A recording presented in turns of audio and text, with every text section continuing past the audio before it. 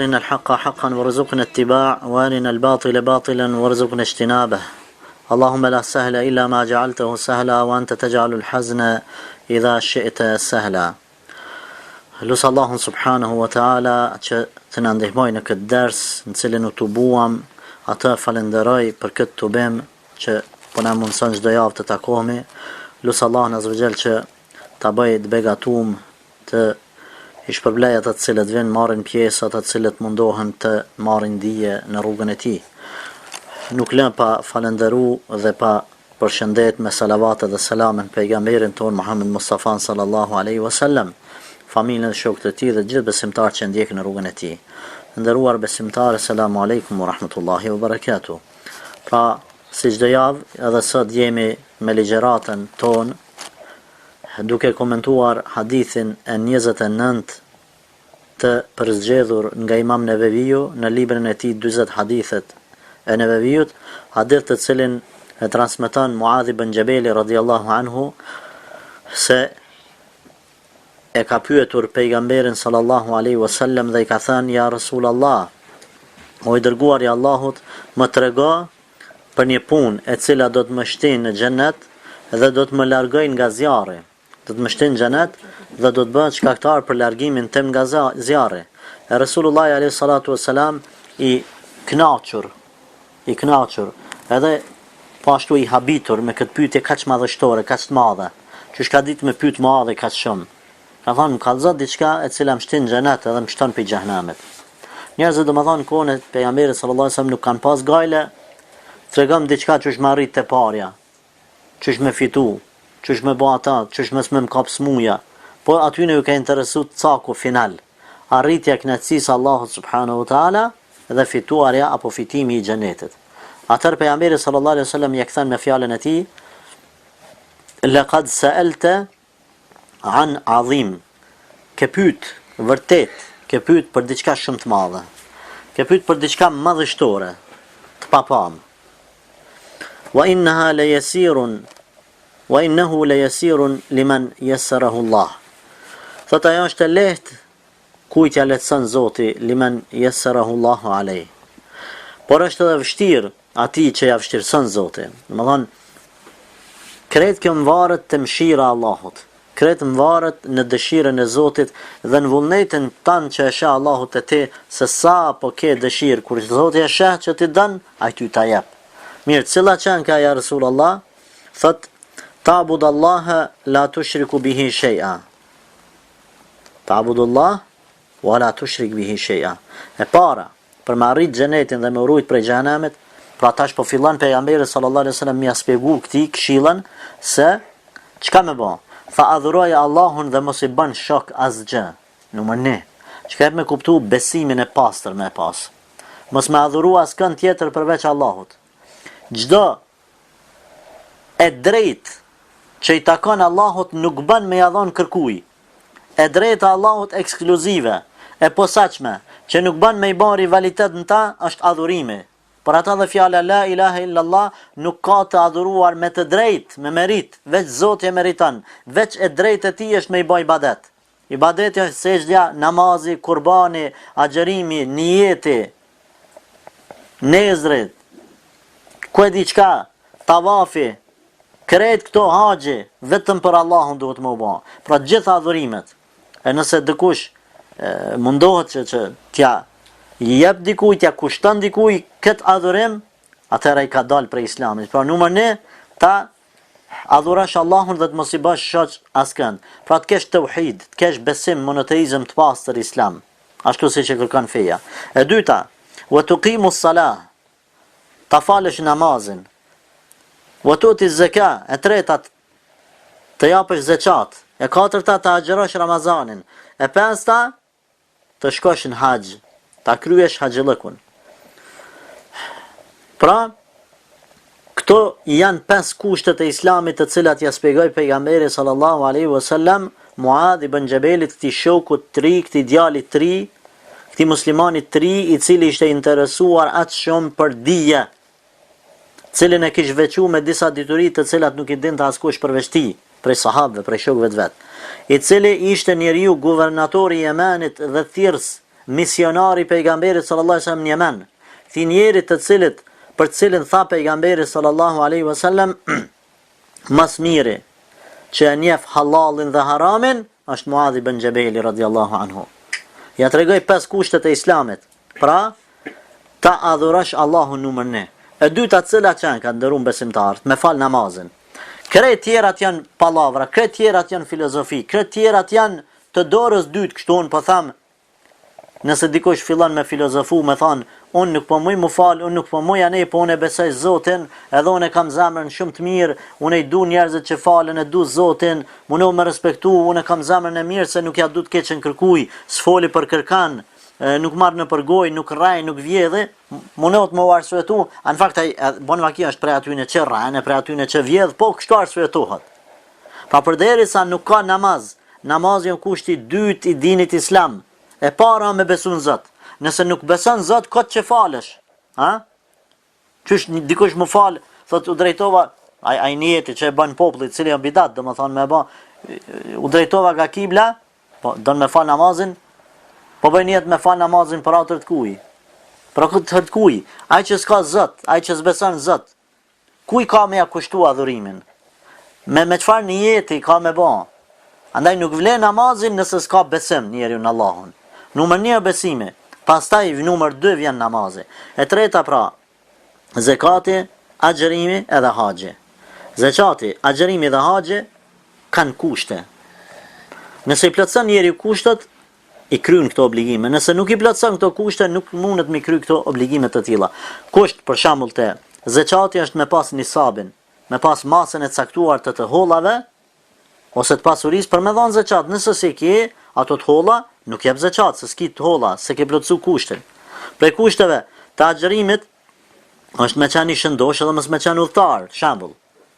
Prej kushteve të haxhit është me pas mundësi ekonomike apo financiare, edhe siguri për jetën tënde gjatë udhëtimit, për me shku deri në haxh. Nëse si ki këto, se ke obligim. Po te besimi edhe te namazi, a ka kushte?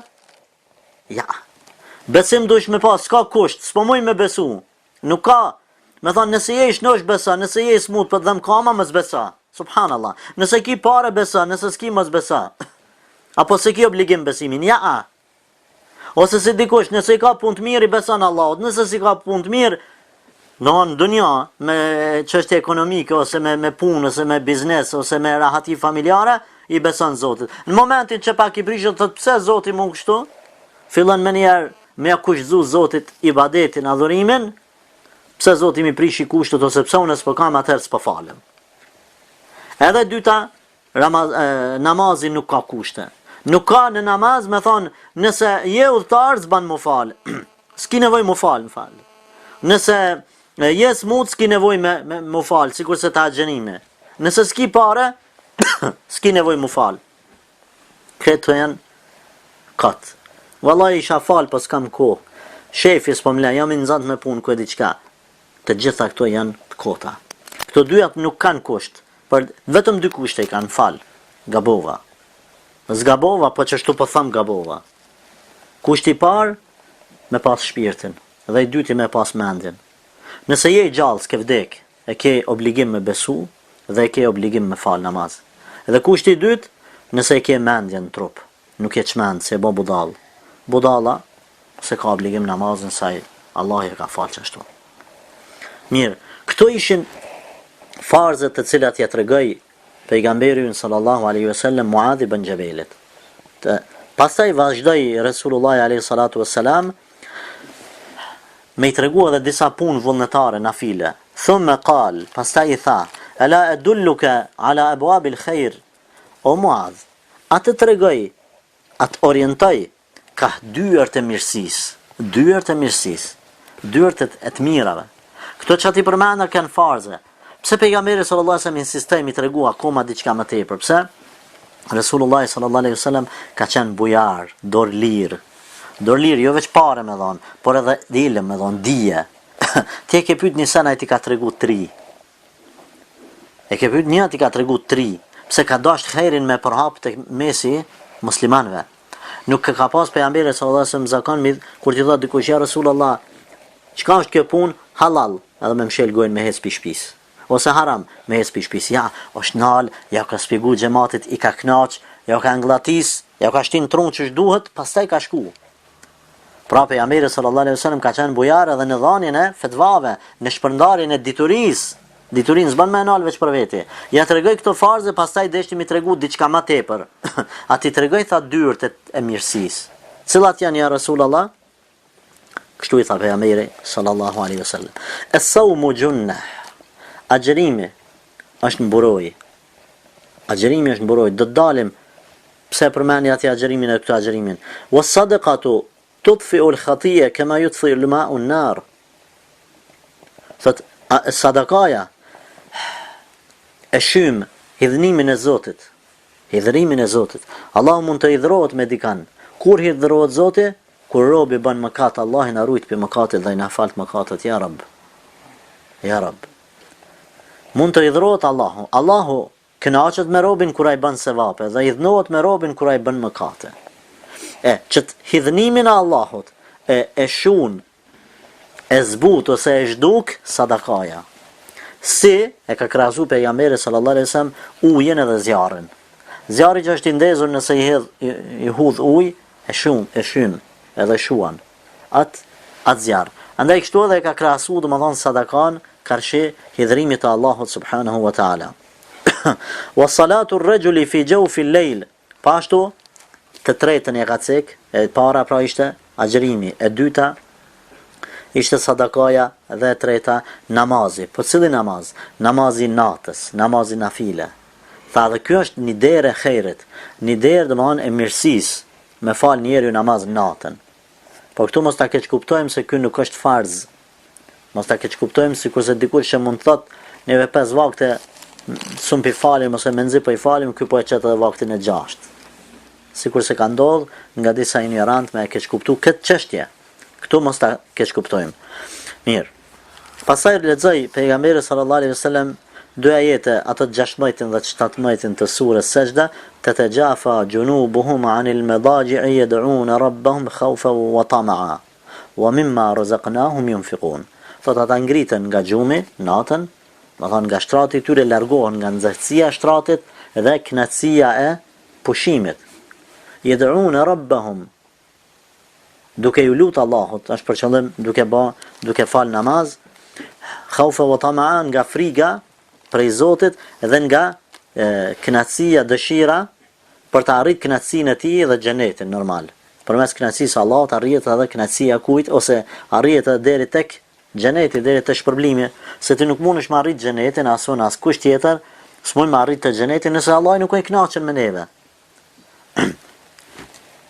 Wa mimma razaqnahum yunfiqun, edhe çka në fund thot japin nga ajo që neve I kemi furnizuar. Mirë. Thumma qal, pastaj pejgamberi sallallahu alajhi wasallam këto trija ja tregoi, agjerimin, sadakan edhe namazin e natës. Pastaj vazhdoi, ala ukhbiruka bi ra's al-amri wa 'amudihi wa dhirwatu sanami. Tash prit këshillën e tretë. A tregoi tha edhe për diçka. Shiko, gjithmonë veç po I tregon diçka. Çfarë?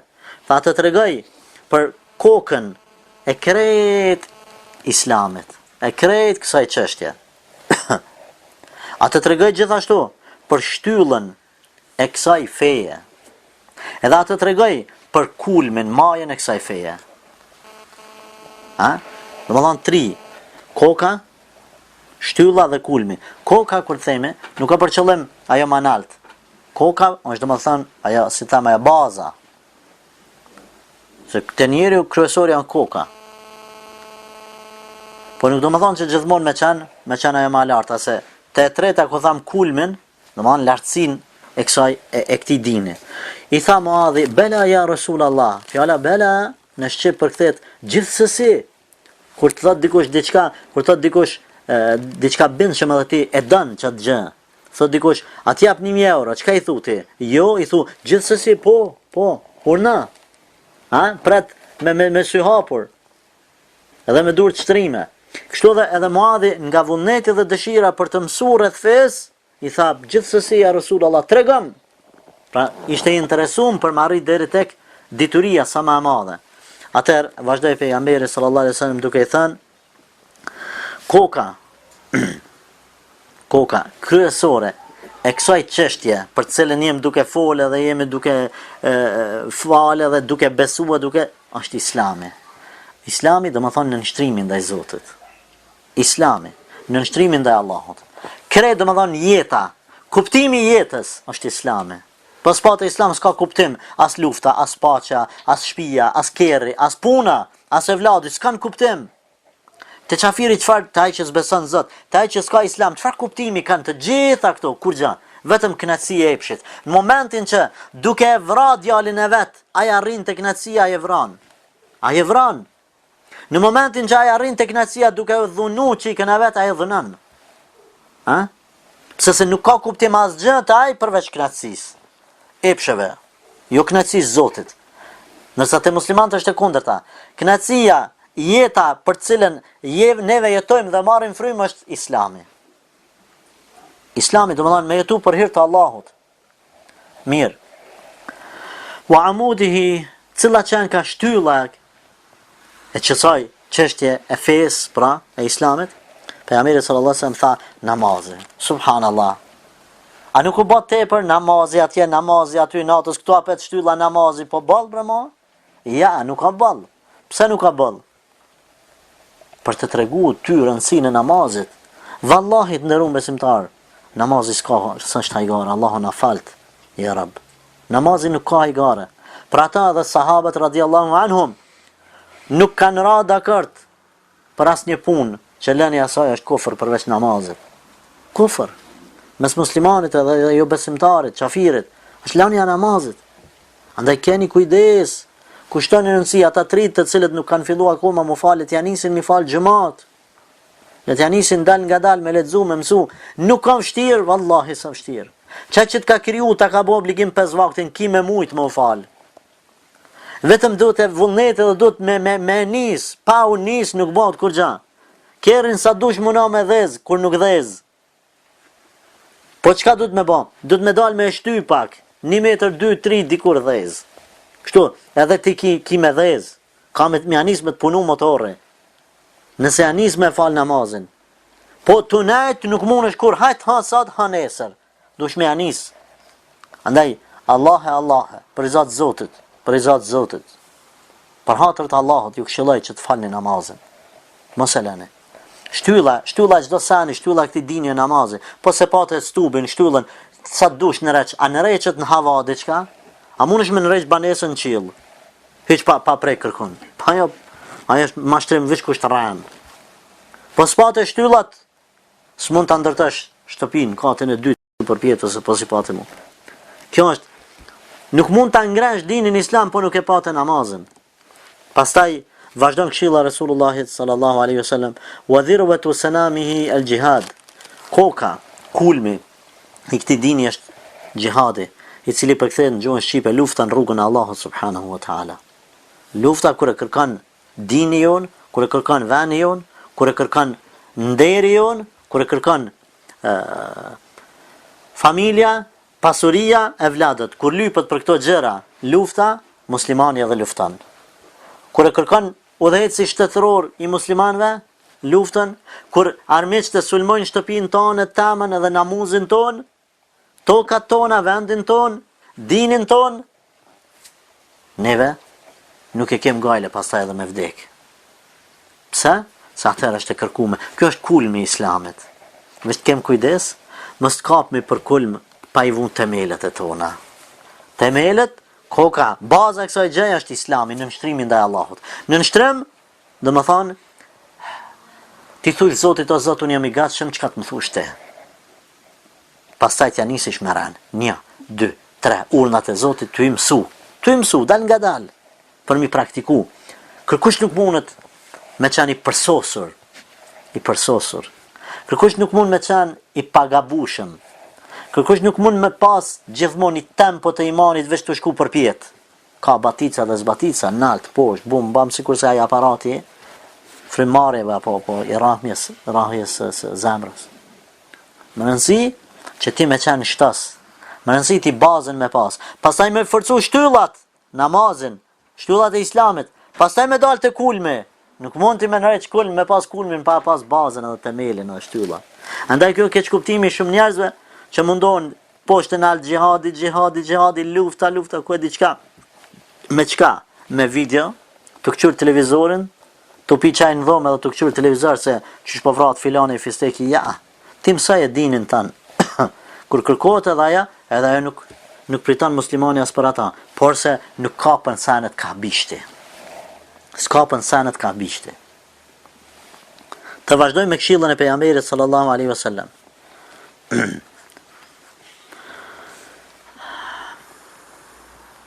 A të tregoj, i tha Muadhit, për, si me thonë, për, nëse mu me thonë mbretin, për atë kryesorin, për gjën kryesore,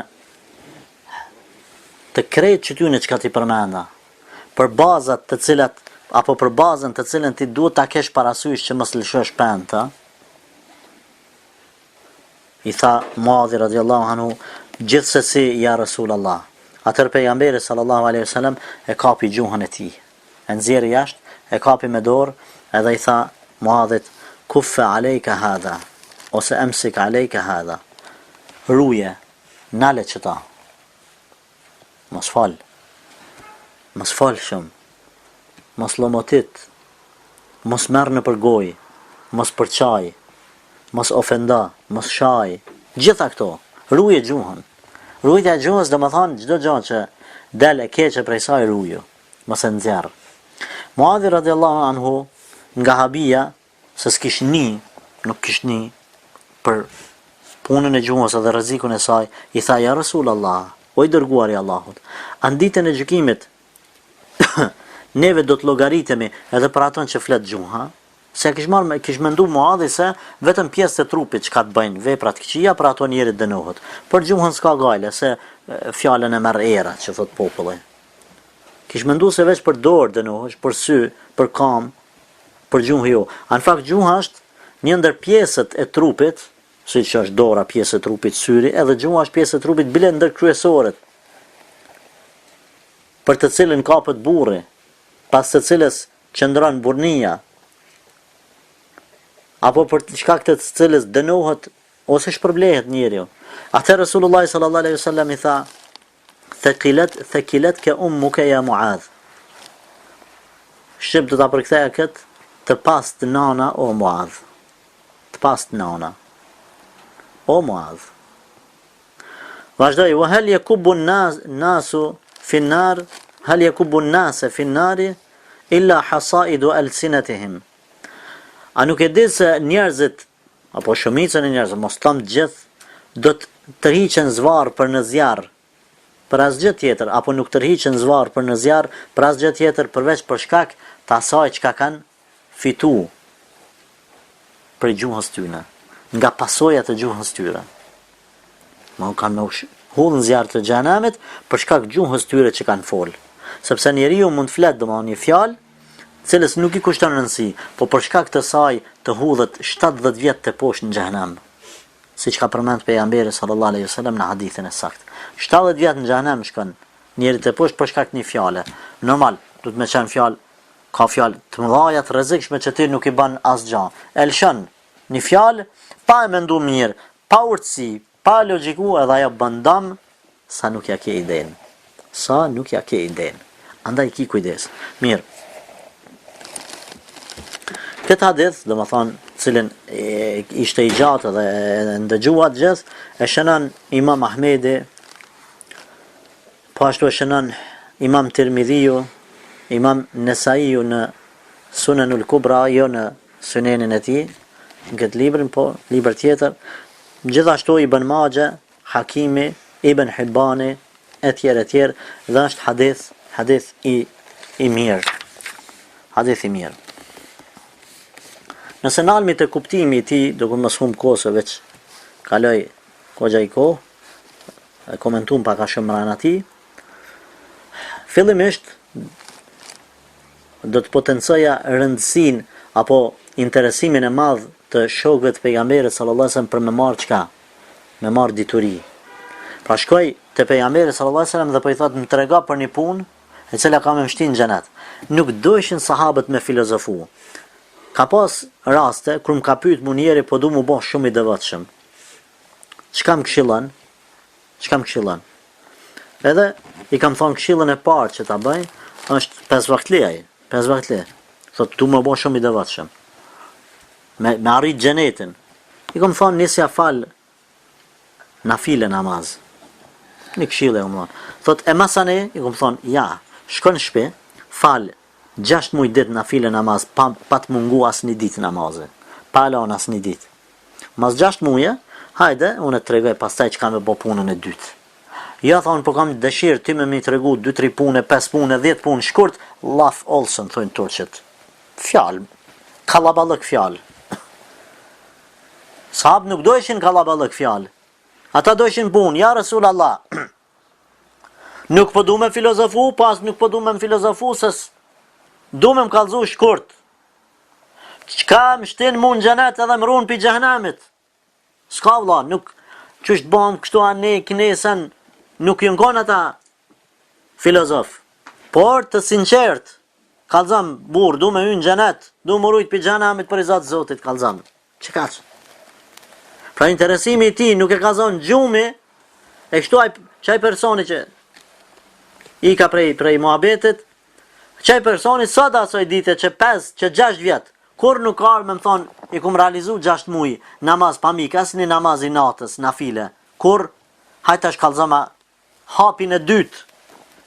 A kjo arë veç fjallë? A kjo arë veç me kalu me kohën me mua? A kjo arë me përfitu?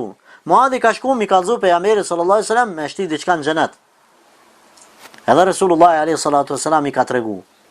Por edhe një tjetër, pejgamberi ka tregu mirë, por edhe ai e ka kuptu mirë edhe ka punu me çata. Se ka raste kur mësuesit mëson mirë, po nxënësi nuk e punon, nuk e praktikon ata. Çka më bën? Mjeku i mirë sa të dush me qenë. Ti jep barna, terapin ta ka diagnozën ta ka dhënë rregull, terapin e ka caktuar në rregull, kret analizat i ka kontrollu mirë. Pacienti i merr banat edhe nuk i pi. Për mos përmirësim të pacientit, a ka faj tash mjeku? Nuk ka faj mjeku, mjeku e ka bot vetën.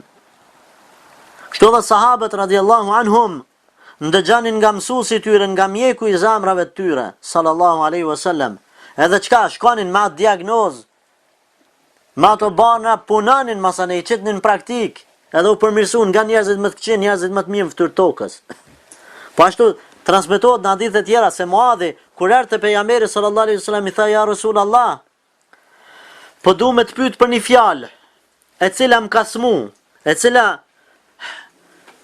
më ka ngushtu, për e cilës ku më ranë shtrat, të e baj qatë gajle, qatë fjalë, qatë mesele, cilën, ja Rasul Allah, qësh me hynë xhenet edhe më rujt për xhehenamit. Është smu të e bajt gajle këtë gjë. Po ashtu transmetohet nga dietarët e moqëm të vjetër, kolos se këtij dini, siç është Sufjan al-Thauriu rahmetullahi alej, një prej dietarëve të gjeneratës tabiinëve apo tabiinëve, ai njeri përmendet se në kohën e tij, kur është përmend xhehenami, nga friga e madhe për Allahut subhanahu wa taala dhe prej xhehenamit, disa ditë ka rënë shtrat. Disa ditë është shtrinj, është smu. Edhe çka? Përveç kësaj, ka urinu gjak. Pse ndodh kjo? Ndodh nga friga e Allahut. Kur një njeri sot urinon veç për tutës qanit ose për tutës armës, prej frigës, ata janë friksuar nga Allahu dhe nga dita e gjykimit, nga xhehenami. Këtë frikë kanë pas edhe ky sahabi, nga friga e xhehenamit, se ka zonë gjumi dhe ka rënë shtrat i smut. Ndërsa në një fjalë tjetër, ai radiallahu anhu, pra erdhi te pejgamberi sallallahu alaihi wasallam dhe pashtu i bëri pyetje, thot, cila është ja Rasulullah puna më e mirë, më trego për punën më të mirë, për vlerën apo për vlerën e punës më të mirë, e disa pyetje tjera. Pejgamberi sallallahu alaihi wasallam i kishte mësu sahabët radiallahu anhum se njeri nuk mundet me hy me punë të veta në xhenet. Por në këtë rast, pejgamberi sallallahu alaihi wasallam i tregoi Muadhit për disa punë të cilat e shtin njeriu në xhenet. A thu janë kontradiktore këto dyja? Pra këtu i tregoj, i tha Muadhi, më trega për disa punë që do të më shtin në xhenet dhe më ruajnë pi xhenemit. Në anën tjetër pejgamberi alayhis salatu vesselam në hadithet e sakta, po ashtu domthon transmeton se kërkush nuk ka mundësi me hyrë në xhenet me punët e veta. I thani ja Rasulullah as ti, tha as un illa an yataghammadani Allahu bi rahmetih. Përveç nëse Allah më ka plan me rahmetin e tij. Çka është? A është kundërshtim kjo me këta? Jo. Dietarët i kanë analizuar dhe i kanë bashku këto dy hadithe që duken në shikim të jashtëm kontradiktore, në kundërshtim njëra me tjetrën. Këtu po përmendet se me punë hin njëri në xhenet, këtu po përmendet se me punë të veta s'u hyn në xhenet, po me rahmetin e Allahut. Thonë dietarët se punët e tua janë sebeb shkak. Që Allahu i ka bën shkak që përmes tyre ata me u bën sebeb ti me fitu kënaqësinë e Zotit. A xhenetin xhenetin e fiton me rahmetin e Allahut. Me kënaqësinë e Zotit, po e fiton me punët e tua. Edhe Allahu i ka bërë sebeb mjet. Për ndryshe, me pas dash Zoti kishte thonë, ndash falë, ndash mos. Ai që falet, ai që s'falet s'ka xhenet për ta. A do të na dhe mu pas fal gjithë ditën me natë, gjithë natën me kryen sejdë, a do ta kish me fitu xhenetin? Po të donte Allahu me prun ligj për vete, s'ka xhenet. A do ta kish me fitu ju? Po Allahu i ka lënë disa punë arsye, sebeb, shkak për me fitu xhenetin. Ato domethënë janë vetëm shkak, por Allahu me rahmetin e tij na shtin në xhenet, jo me punët e tona.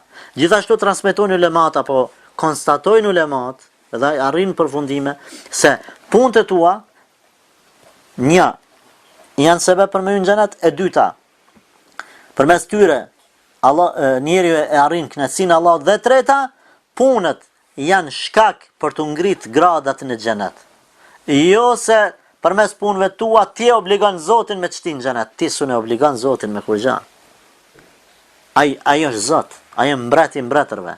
Ati kërkush s'mu një obligon kurrë. Përveç me rahmetin e tij nëse don me të shtin në xhenet. Andaj këto dy transmetime nuk janë në kundërshtim njëra me tjetrën. Fjala e pejgamberit sallallahu alaihi wasallam Laqad sa'alta an 'azim, ke pyet për diçka shumë të rëndësishme. A është kjo e vërtetë e rëndësishme? Po mas pari mas i ka thonë pejgamberi është e rëndësishme dhe është e rëndësishme. E dyta, a ka më të rëndësishme se me fitu xhenetin? Nuk ka punë më të rëndësishme. Kur themi me fitu xhenetin, mos ta harrojmë një gjë. Neve nuk luftojmë për ta fituar xhenetin. Neve luftojmë numër 1 për të arritur kënaqësinë e Allahut. Dhe përmes arritjes kënaqësisë së Zotit arrihet edhe kush? Fitimi i xhenetit. Se Zoti e ka kushzuar në momentin që ti e kënaq Zotin, e fitove xhenetin. Edhe Muadhi kur ka thonë një punë që më shtin në xhenet, normal e ka pas për qëllim edhe arritjen e kënaqësisë së Zotit, pastaj hyrje në xhenet. Edhe i ka thonë pejgamberi alayhis salatu vesselam Muadhit, edhe pse ti më ke pyet pak, dy fjalë, tregam çka më shtin në xhenet dhe çka më ruan pi xhenemit, veç dy fjalë. Më ke pyet shumë shkurt, ama është mesele e madhe kjo gjë. Edhe pse ke pyet shkurt, kjo është mesele e madhe, sa punë hajgare kjo. Thoshte një pyetje beta bona, edhe diku i thu, një fjalë beta thash subhanallahu, po ajo fjala është e madhe çka ke thonë ti. Si për mirë, si për keq, ha? Si për mirë, si për keq. Gjithashtu, në fjalën e Resulullahit, wa innahu la yasirun ala man yasarahu Allahu alayhi. Por është e lehtë kujt don Allahu me ja lehtu. Nëse Allahu nuk don me ta lehtu namazin, ta bën të rënë namazin për trupin tanë, ta bën vështirë për muçu me marrë avdes, atëherë ti mundesh me e bë atë të dashur dhe të lehtë, kur s'mundesh me bë. Nëse Allahu don me të detyruar mos mu fal, a ka kush që të shtin mu fal? Askush. Po mirë, lind pyetja, a thu vepron kështu Allahu? Ja. Allahu nuk e detyron kërkan ka hekeqja. Se detyron. Allahu të ka lënë në vullnetin tënd ta pasosh të mirën ose të keqen. Me drejtësinë e tij mund dënoj. Me mëshirën e tij mund të mëshiroj. Kur Allahu azza wa jall një njeri ja vulos zemrën me kufër, kur? Atëherë kur i plotson kushtet. Atëherë kur e mush kupën. Kur ta mush kupën, e ka meritu. ka pru argumente kundër vetës të Zoti, ka qu argumente dhe ka bon punë kundër vetës, atë sa Allahu me avullos ati që e mos më këtuj në islam. Por parimisht dhe fillimisht Zoti kërkan nuk e dënën. E kujdan Allahu me javështirësu, pasaj ta meritan vështirësin, Allah azvel javështirësan rrugën e islamit. Rrugën e pendimit javështirësan. Kujdan ja lehtësan. Ku ka raste njerëz që kanë qenë shumë larg islamit, Allah azvel i ka udhëzu. Allah azvel i ka udhëzu që ty s'ta ka marrë menja, qoftë për mes medjave, ke pa raste që kush filani thot me u bo musliman. Subhanallah. Pse po çuditesh? A din që zemrat e robëve janë në mes dy gishtave të Allahut, edhe i kthen çish doje. I kthen si don Zoti. A ka kush që Allahu prej tij duhet me marr leje? Ata udhëzoj filanin, Zoti ka nevojë me marr leje prej dikuj. Ose me thon, inshallah mos po udhëzohet filani. Zoti a thot kështu, ja. Sa ai është vetë Zot. Ai është vetë Zot. Mirë. Po besimtari, këtu ta kem parasysh të udhëzimit, duhet gjithmonë me ju lut Allahu xhallashanu për udhëzim. Kështu është lutë edhe Musa alayhis salam, i cili ka thënë në fjalën e tij, qala rabbi shrah li sadri wa yassir li amri wahlul 'uqdatan min lisani yafqahu qawli.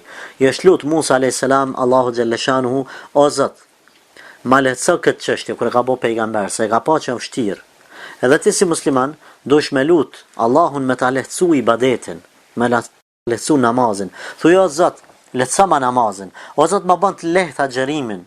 Mos u mbështet në fuqitë tua, po mbështetu në fuqinë e Allahut, sepse po thot pejgamberi sallallahu alajhi wasallam, lehtë është namazi për ata që Allahu ja lehtëson. Lehtë është adhurimi, lehtë është fitimi i xhenetit për ata që Allahu ja lehtëson. Andaj, kur mos u bazon në fuqitë tua, po bazohu në mëshirën e Allahut. A kemi pa neve njerëz këtë vit që shkoj, këtë Ramazan që shkoj, djali fuqishëm, djali i ri, hije tonight. S'ka xheru Ramazan. Hije tonight.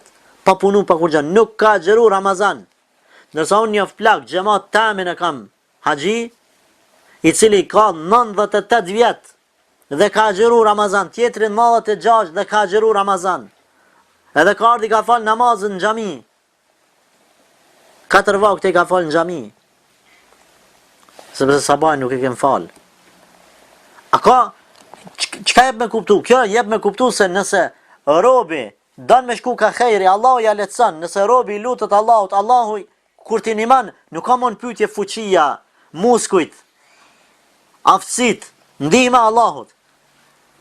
Kuj nuk don, edhe kush nuk shkon ka mira, Zoti nuk ja jep. Rrin 2 orë pa buk, don me dek për buk. Gjithaj mashkull, gjithaj djal. Po pse? Se Allah nuk ja ka lehtësu, se s'ka shku ka lehtësimi. Këtu kryen farzët, domethënë pejgamberi sallallahu alajhi wasallam, kur e përmendi për zdytin, tha atë tregoj për dyert e xheirit, e përmendi agjerimin. Kanë thonë ulemat, pse 2 herë ka përmend agjerimin? Mendimi më i saktë rreth kësaj çështje është se në të parën e ka pas për qëllim agjerimin farz, në përmendjen e parë, ndërsa në përmendjen e dytë e ka pas për qëllim pejgamberi sallallahu alajhi wasallam agjerimin nafile. Agjerimi nafile është domethënë për çaf nëse agjeron. Tanë, tajte, 3 ditë e bardha nga çdo muaj, ditën e 13, 14 dhe 15 domethënë të çdo muajit islam. Jo muajit janar, shkurt, mars. Po muajit Muharram, Safar, Rabiul Awwal, Rabiul Akhir, Jumada al-Ula, Jumada al-Akhir, Rajab, Shaban, Ramadan, Shawwal, Dhul-Qa'da dhe Dhul-Hijja. Domethënë këta janë muajt Islam, që në kalendar janë shënuar aty mujt sipas hijretit, aty i këshyr 13, 14, 15 të janë ditë e bardha, që është mirë me agjeru. Pastaj 6 ditë mas Ramazanit, ditë të Shevalit, edhe ato është mirë, edhe ato janë sunet, të gjitha këto sunete, këto janë të përmendura. Pashtu namazi natës, ndërun besimtar namazi natës, është interesim, çështja për të cilin më shumë të interesohen njerëzit e devotshëm. Namazi natës përveç 5 vaktit. Namazi natës ka një vlerë të veçantë, për arsye se Allahu subhanahu wa taala sipas hadithit sakt pejgamberit sallallahu alaihi wasallam në pjesën në 1/3 pjesë të fundit të natës, zbret në qiellin e kësaj bote dhe thot: "Hal min mustaghfirin faghfiru lah." A ka kush që kërkon falje ta fale? "Hal min taibin fa atubu alayh." A ka kush që kërkon pendim t'ja pranoj? A ka kush hal min sa'ilin fa utiya lah. A ka kush që lyp diçka t'i jap? Të gjitha këto Allah azza i bën pjesën e fundit natës. nata, pjesa e tretë e fundit të natës, është, nuk më thonë, dikush mendon se mas orës 2 ose mas orës 3 na pyet neve I themi se nuk ka të caktuar me orë, por prej akşamit deri në lindjen e diellit, deri në agim, e merr edhe e ndan, e shikon sa orë është. Prej namazit akşamit deri në namaz sabah, domethënë deri në imsak. Sa orë është? Nëse është 6 orë, I ndan nga 2 orë. Nëse 9 orë, I ndan nga 3 orë. Ha? Kështu domethënë e këqyr ka 3 orë I ndan, çato në 3 pjesë domethënë ndan, çaj 3 orë që fundit apo 2 orë që fundit, pjesa e fundit e natës, që ajo është koha në të cilën namazi nafile është më I mirë. Ulemat pastaj kanë thonë, namazi nafile më I mirë është nëse besimtari bjer me fjet një herë, pastaj çohet mu fal. Për këtë shkak, edhe në sunet I pejgamberit sallallahu alajhi wasallam që besimtari nëse s'ka menet për me mësu, me marr ilm, që s'ka menet për me shku në ders, me lexu libër, nuk ka sunet menet mas yatsis. Mirë është me ra me fjet. Për çka? Për me mujt mu qu para sabahit një orë ose 2, edhe me fal nafile namaz, pastaj me fal sabahin. Me kompenzu qatë gjumin në natës, qatë gjumin, e po du me thonë, të kësaj pjesës fundit natës, me kompenzu masjatsis. Nëse bjerë me njerë masjatsis, që është ma herët, nëse lën dhe në 12, s'mun është mu qu pasaj në 3 gjys. Ma I mirë, namazi ma I mirë dhe më thonë është, kur flan besimtari, pastaj qohët për me fal nafile namaz, por duke pas parasysh që ta lën namazin e vitrit dhe më thonë me lan kret në fund. Gjunnetun vësau mu gjunne, dhe më thonë, agjerimi është mburoj. Çka do më thonë mburoj? Të mbron ty nga 2 gjëra. Në botë, në këtë botë, nga çdo e keqe, dhe në botën tjetër, thot pejgamberi sallallahu alajhi wasallam, të mbron nga zjarri I xhehenamit. Kështu transmetohet do të thonë në një fjalë apo në një koment të dietarëve, thotë në këtë dunjan nga mëkatet, nga çdo e keqe të mbron agjerimi, të mbron nga zinaja, të mbron nga shikimi haram, të mbron nga ngrania, pirja haram, do të thonë, të mbron nga fjalët haram. Në botën tjetër ka me të mbrojtë Allahu xhaleshanuhu nga zjarri I xhehenamit, se I ke vendos mburoj pengesë Zotit përmes agjerimit. E ke lënë halalin për hatër të kuj? Dietës? Jo. Dvijes trupit? Jo. Po për hir të Allahut subhanahu wa taala e ke lënë ushqimin, pijet, edhe kënaqësitë që t'i ka bërë Zoti halal jashtë agjerimit. Fjala tjetër, sadakaja thot, e shun hidhnimin e Zotit ashtu që shun ujë zjarrin. Sadakaja është shumë e rëndësishme. Sadaka duhet me dhanë dërun besimtar, me të holla, me ushqime, me çdo formë. Edhe në makinë nëse merr dikan me makinë edhe është sadaka. Gjithashtu sadaka është edhe fjala e mirë që ja thu muslimanit. Sadaka është edhe këshilla që jep muslimanit. Ma mirë me këshillu, me largu për një punë të keqe, se sa më ia dhon 1 euro. Ma mirë është. Se 1 euro ai shfrytëzon ato 1 euro dhe ma nuk mund me bo kur gjë se I ka harxhu, ndërsa me këshillën e mirë që ka marrë prej teje përfiton deri në vdekje. Gjithashtu sadaka, mos nënçmoni asgjë nga sadakaja, thot pejgamberi sallallahu alajhi wasallam, sadaka është edhe çka? Kush? Edhe buzëqeshja në fytyrën e vëllat musliman. Me I kesh muslimanit kur ta takon. Mos më najti mrolur. Sadaka është edhe largimi një pengesën nga rruga. Nuk kanë sadaka mledh borllogët në shpellë që në rrugë. Jo. Mamilët I pengojnë 5 antarëve, 10 antarëve të familjes, mos I pengojnë një lagjës të tërë, një fshatit ose një qytetit të tërë, borllogët e tua. Kjo sadaka. Sadakaja në me të gjitha format e saj, njerën gjithashtu e ruan me lejen e Allahut nga çdo fatkeqësi. Nga fatkeqësitë që Zoti na ruaj kanë mund me të ndodh. Andaj duhet me dhënë sadak. Trun nga hidhnimi I Zotit. Nga hidhnimi I Allahut azza wa jall, domthonjë që përmes mëkateve e ke merituar hidhnimin e Zotit. Të dhon sadaka e zbut hidhnimin e Allahut. Se Allah kur të hidhnohet, domthonjë nuk është I kënaqur më me ty. Dhe me ato që Zoti hidhnohet çka? Ai do ta fitojë xhehenamin. Herët ose vonë. Andaj të bëjmë punë, nëse ndodh me bë punë të këqija, të kthehemi të bëjmë edhe punë të mira dhe t'japim sadak që punët e këqija le të fshihen përmes punëve të mira. E prej punëve të mira është edhe dhënia e sadakas. Cila sadaka më mirë? Sadaka më mirë është e njeriut I cili është shnosh, i cili nuk ka ndonjë fatkeqësi, i cili ka parë, edhe tutët fukarallëkit. Tutët fukarallëkit, friksohet nga fukarallëki. Kështu khairu sadaqa ka thënë pejgamberi sallallahu alaihi wasallam, është ai sadaka e më mirë është atij njerit që sa smut. Pse sa smut? Pse sadaka atij është e mirë? Se zakonisht njeri kur është smut, shpesh jep parë sadak nga friga, mos po vdes. Jep sadak me mi fal Zotit xhenat. Ky nuk ka smut, shnasha. Ka parë. S'ka fatkeqësi. Si ka ndodhur diçka që më thon t'jap sadak let ma largon çat fatkeqësin Zoti. Edhe tutet nga fukarallëki. Ç'është tutet? Ka parë po friksohet. Se kur friksohesh për fukarallëkit, edhe apet japesh për izat Zotit. Apet japesh. Atëherë jep me kuptu se ti kini çfarë besimi. Ko gjatë madh. Edhe pse muslimani nuk duhet më friksu pe kuj. Prej fukarallëkut, s'duhet më friksu. Po nëse ndodh, dikush i ka natyrshmëri të veten, me qenë gjithë më friksu për fukarallëkut. Edhe jep për izat Zotit, ajo jep me kuptu se ajo është njeri devotshëm për hir të Allahut, atë frigën e vet po e largon. S'pe pengon ajo friga atij me dhon. Edhe pse aty tut nga varfria. Gjithashtu ka dy lloj sadak. Sadaka që jepet në sy tjerëve dhe sadaka që jepet fshehurazi. Cilla më mirë? Sadaka e cila jepet fshehurazi, ajo është më mirë se sadaka e cila jepet haptaz.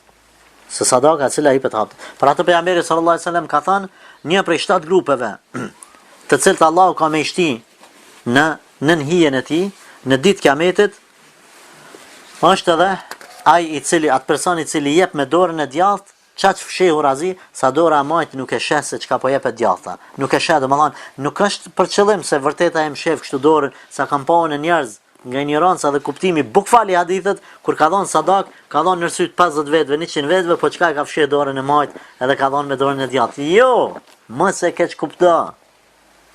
In tubdu sadaqati fa ni'ma hi.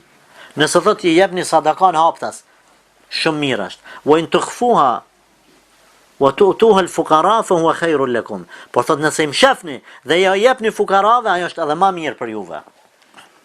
Kështu është ajet i Kur'anit apo fjala e Zotit xhalla xhelaluhu. Kur është më mirë sadaka me dhon haptas? Kur është më mirë? Nëse përmes asaj sadake bën shkaktar që edhe të tjerët me dhon. Je nxitës, iniciator i një rrugës hajrit, atëherë është më mirë me dhon haptas, por duke pas kujdes që ta rush nijetën vetëm për hir të Allahut. Jo për me të lëvdu. Po nëse ndodh të lëvdojnë, nuk ka problem, sepse ti nuk e ke bën për lëvdim, po e ke bën për hir të Allahut subhanahu wa ta'ala.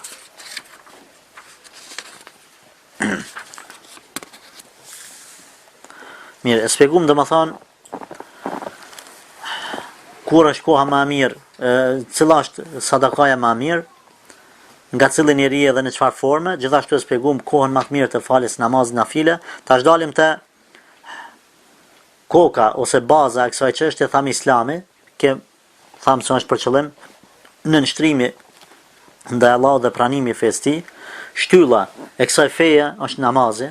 Kjo fe ngritet mbi namaz dhe ka krahasu pejgamberi sallallahu alajhi wasallam sikurse me shtyllën, në atë kohë nuk ka pas domethënë shtëpia, si sot që janë me shtylla, por ka pas shatora, tenda që në mes ka qëndruar një shtyllë, edhe masani e kanë lidhet tendën në disa anë domethënë shatorin për mos me marrë era. Nëse çashatori që ka një shtyllë në mes, nëse shtyllën kishmi me arzu ose me athy, a mund me nejt shatore? Tenda nuk rëzohet e tendë. Sado që e ke lidhë fort, ajo ka me ra apet.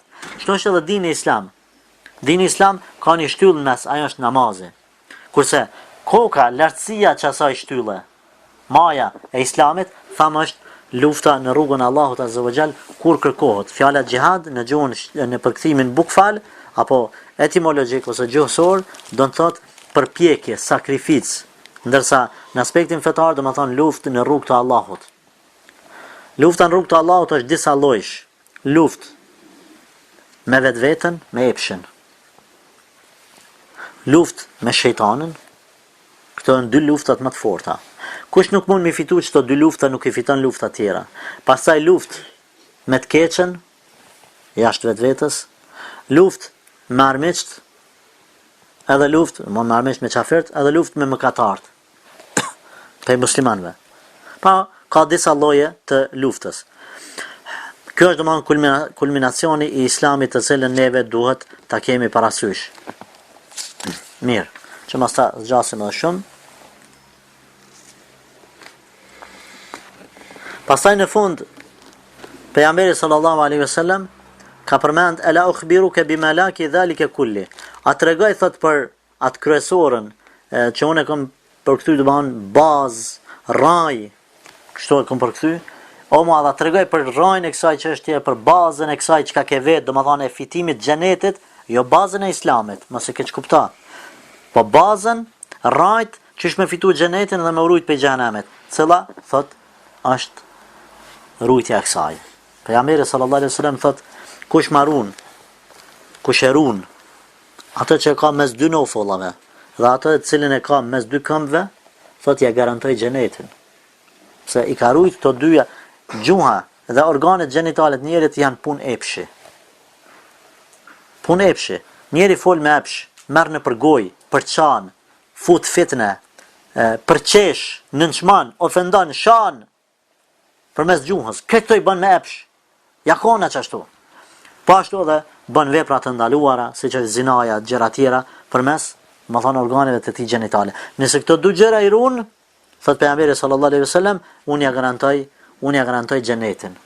Andaj duhet ta ruajmë gjuhën. Muadhin deri çfarë ditë nuk e kish pas ditë. Se sahabta kanë lejt ditur, jo.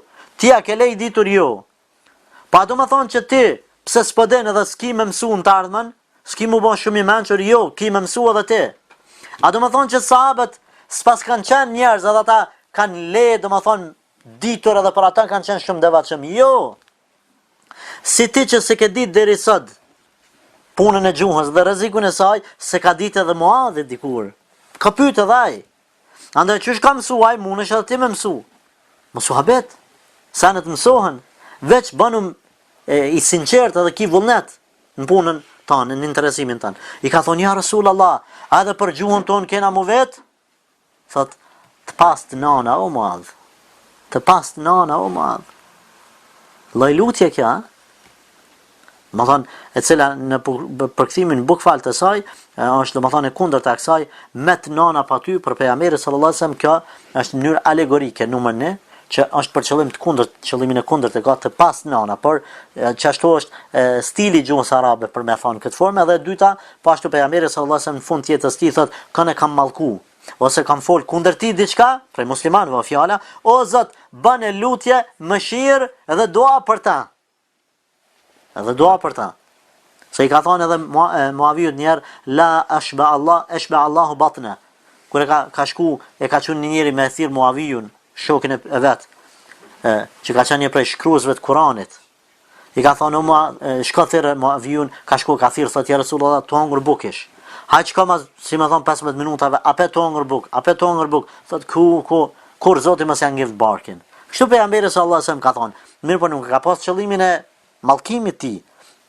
Por e kundërta, do të thonë inshallah Zoti e ngjin. Edhe në fund të jetës ka thonë o Zot, kundër kujt jam lut, siç ato lutjet që tham, me të nëna pa ty ose kur mos janë ngjiv Zoti barkin, thotë është e kundërta asaj o Zot, kret këto do të thonë bëni rahmet edhe dua për ta, jo kundër tyre, jo mallkim për ta. Andaj do të thonë njerëzit hudhen në xhehenem të nderuar besimtar për shkak të gjuhëve të tyre. Andaj ruani gjuhën. Keni kujdes këtë këshill të pejgamberit sallallahu alaihi wasallam që ta çoni në vend edhe truhuni nga gjuha juaj sepse është e rrezikshme dhe një fjalë të elshon që nuk i kushton rëndësi tjetrin, mundesh me dëmtu si në familje, si në nder, si në ekonominë e tij, si në çdo gjë. Andaj ruaju gjuhën tënde. Ajo që është e dobishme fale, ajo që është ndam hesht. Nëse të folurit është prej argjendit, dije se heshtja është prej arit. Andaj ja fol diçka që nreq e mos fol gjëra të cilat prish me to. Ky është domethënë koment i shkurt, normal, edhe pse boll i gjatë për momentin, domethënë u bën diku rreth 50 sa minuta, mos tam 60 minuta gati, por për këtë fjalë të madhështore dhe të rëndësishme të pejgamberit sallallahu alaihi wasallam, kjo është koment vërtet i shkurt i këtij hadithi sepse është hadith madhështor, dhe ka këshilla të mëdha. Kështu unë besimtar janë disa këtu të cekura pra në këtë adet janë disa forma se si na me rujt gjuhën tonë, apo më falni, si me fitu xhenetin dhe si me urujt me umbrojt për xhehenamit. Lusë Allah në gjellë që unë edhe ju të jemi për atyre që do të mundohemi të praktikojmë në jetën tonë këto gjëra. Lusë Allah në gjellë që të na largoj prej xhehenamit, na ruaj prej hidhnimit ti, edhe të na afroj të xheneti dhe të na jep mëshirën e tij apo kënaqësinë e tij. Në fund gjitha falënderimet i takojnë